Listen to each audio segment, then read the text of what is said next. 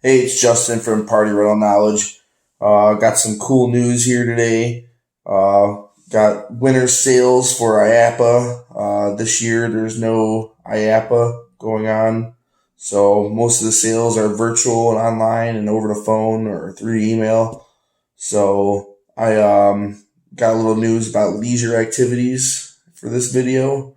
I bought a few units for them this year, and I'm very, very pleased with what I purchased, and I'm pretty sure I'm going to purchase some more. So I figured I'd do a video without them knowing, and I'm not getting paid for this or anything like that, or I wish I was, but I want to let everybody know what's going on with them, and the link will be in the description and stuff like that to check out their sale that's going on for the winter of 2020-2021.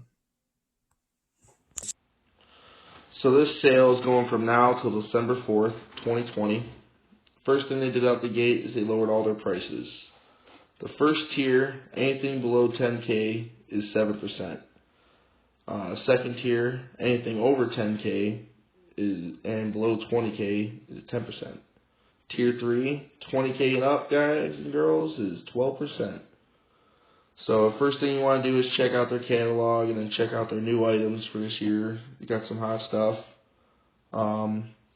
Then they have a clearance section you're going to definitely want to check out before it's gone. This is ending December 4th, 2020. All the items do not include blowers, stakes, or tarps. Here's a list of details to contact them to purchase. There'll be more information in the description as well. Some of the new items on the new catalog we have are the Football Training Camp Obstacle Challenge number 1 and Challenge number 2. Pretty hot piece, looks pretty nice.